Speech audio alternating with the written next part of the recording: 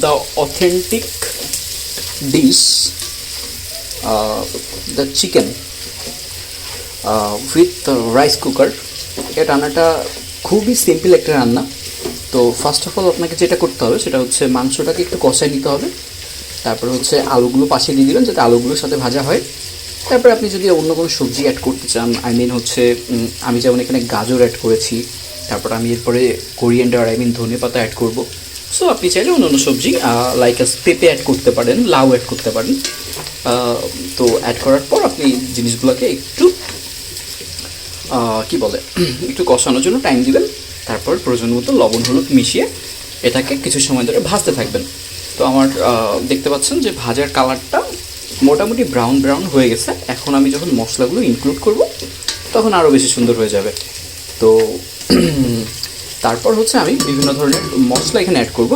আমি এখানে শুধুমাত্র হচ্ছে লবণ এবং হলুদ আর পেঁয়াজ রসুন এগুলো অ্যাড করেছি, কোরিয়ান্ডারটা এখন অ্যাড করা হয়নি।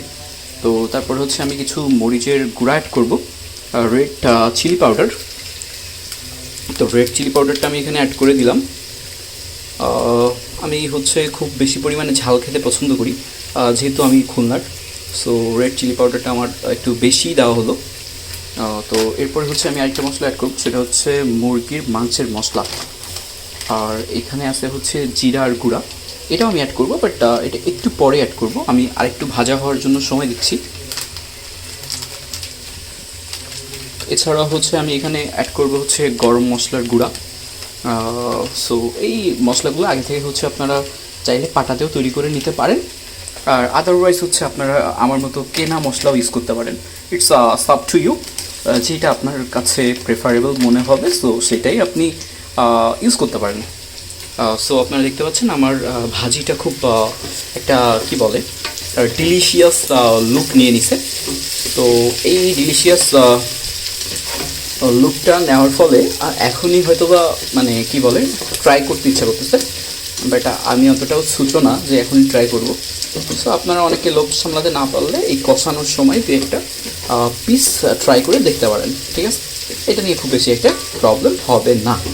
তো আপনারা দেখতে পাচ্ছেন আমার ভাজা মোটামুটি কমপ্লিট, মোটামুটি না ভালোই কমপ্লিট। সো এখন আমি হচ্ছে বিভিন্ন ধরনের মশলা অ্যাড করব। ফার্স্ট অফ অল আমি অ্যাড করব হচ্ছে জিরার গুঁড়া। তো আপনারা আপনাদের প্রয়োজন মতো হচ্ছে জিরার গুঁড়া অ্যাড করে নেবেন, বিকজ অফ হচ্ছে আপনাদের জিরার গুঁড়া বা ধনিয়ার গুঁড়া বা হচ্ছে কি বলে রেড চিলি পাউডার, এই সমস্ত জিনিস আপনারা অ্যাড করবেন আপনাদের মাংসের পরিমাণ অনুযায়ী। দেখা গেল 1 কেজি হলে আলাদা মাপ হবে, 2 কেজি হলে আলাদা মাপ হবে।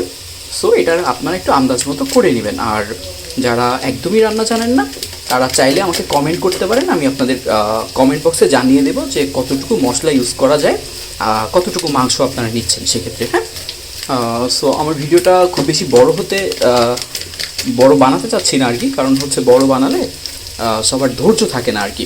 তো আমি হচ্ছে জিরার গুঁড়োটা এখানে দিয়ে দিলাম, আর গরম মশলার গুঁড়োটা আমি অ্যাকচুয়ালি লাস্টে অ্যাড করব, কিন্তু এখন আমি সামান্য পরিমাণে দিয়ে দিচ্ছি যাতে মাংসের মধ্যে ফ্লেভারটা অ্যাকচুয়ালি চলে যায়। হ্যাঁ, খুব সামান্য পরিমাণে আমি এখন অ্যাড করলাম। তো মোটামুটি এটা দিলাম। এটা দেওয়ার পর আমি নাড়িয়ে মশলাগুলোকে একটু মিশিয়ে দিচ্ছি। দেখতে পাচ্ছেন যে বেশ সুন্দর একটা লুকস চলে আসছে অলরেডি। এখনই দেখে মনে হচ্ছে যে খাওয়া যাবে, বাট আপনারা চাইলে এখন ট্রাই করতেই পারেন, it's not a big deal. But আমার মনে হয় যে প্রপার রান্নাটা হওয়ার পরে আপনারা ট্রাই করলে আরও বেশি ভালো লাগবে খেতে। সো দেখতে পাচ্ছেন আমার কষানোটা মোটামুটি কমপ্লিট। তো আমি আর একটু পরিমাণ ওয়েট করব আমার ভাজাটা কমপ্লিট হওয়ার পর, তারপরে আমি প্রয়োজন মতো জল অ্যাড করব। তো আপনারা যেমনটি দেখতে পাচ্ছিলেন রান্নার যে সেই সুন্দর স্মেলটা ওটা কিন্তু আসতে শুরু করেছে, এবং আমি এখন কিছু কোরিয়ান্ডার আই মিন ধনিয়া পাতা অ্যাড করব, এবং কিছু ধনিয়া পাতা আমি রেখে দিয়েছি যেগুলো আমি হচ্ছে রান্নার শেষে অ্যাড করব। সো ধনিয়া পাতাগুলোকে আপনারা একটু চাইলে ছিঁড়ে ছিঁড়ে দিতে পারেন, অথবা হচ্ছে আপনারা স্লাইস করে দিতে পারেন অ্যাজ ইউর উইশ। এটা নিয়ে কোনো প্রবলেম নেই, কারণ এখন তো ফার্স্ট টাইম যখন এটা জাল হবে তখন এই ধনিয়া পাতাগুলো এমনিতেই হচ্ছে মিশে যাবে, তো খুব বেশি একটা প্রবলেম হবে না এক্ষেত্রে। সো পুরো রান্নাটা দেখতে আমার সঙ্গেই থাকুন। তো মাংস রান্নার ক্ষেত্রে আমি একটা জিনিস আপনাদের শিখিয়ে দিই। তো মাংস রান্নার প্রধান এবং গোপনীয় রেসিপিটা হচ্ছে আপনি যত বেশি সময় ধরে কষাবেন আপনার মাংসটা তত বেশি সুস্বাদু হবে। সো কষানোর ক্ষেত্রে কেউ কখনো কিপটেমি করবেন না। সো এভরিওয়ান, আপনারা যেমনটি দেখছিলেন আমার রান্নার যে কষানোর পার্টটা ছিল ওই পার্টটা এখন কমপ্লিট হয়েছে। সো এখন আমি এখানে কিছুটা জল অ্যাড করে দিব। তো আমি এর আগেও আমার দু একটা ভিডিওতে বলেছি এই সময়টা অ্যাকচুয়ালি বয়লিং ওয়াটার অ্যাড করতে হয়, কিন্তু আমার কাছে এখন বয়েল করার মতো অন্য কোনো নাই, তো জন্য আমি কাঁচা জল যেটাকে বলে সেটাই অ্যাড করে দিচ্ছি। তো আপনারা এখানে আপনাদের প্রয়োজন মতো জল অ্যাড করে দেবেন। যদি আপনারা একটু স্যুপ টাইপের চিকেন চান তাহলে হচ্ছে জলের পরিমাণটা একটু বেশি অ্যাড করবেন, আর যদি আপনারা চান যে মাংসটা একটু মাখা মাখা হোক তাহলে সেক্ষেত্রে আপনারা একটু জল কম অ্যাড করবেন। তো ইটস ডিপেন্ড অন আপনার ফ্লেভারের উপর ডিপেন্ড করবে। সো আমি হচ্ছে জলটা দিয়ে দিলাম। আপনারা দেখতে পাচ্ছেন এখনই হয়তো জল দেওয়ার পরেই এত সুন্দর হয়ে গেছে, মনে হচ্ছে যে খাওয়া যাবে, বাট কিন্তু এখনই খাওয়া যাবে না, আরও কিছু সময় ওয়েট করতে হবে। এবং এখন আমি কি করতে যাচ্ছি, এখন আমি রাইস কুকারটাকে অফ করে দিব এবং আমি মোটামুটি আর 5 থেকে 10 মিনিট ওয়েট করলেই আমার রান্নাটা ফুলফিল হয়ে যাবে।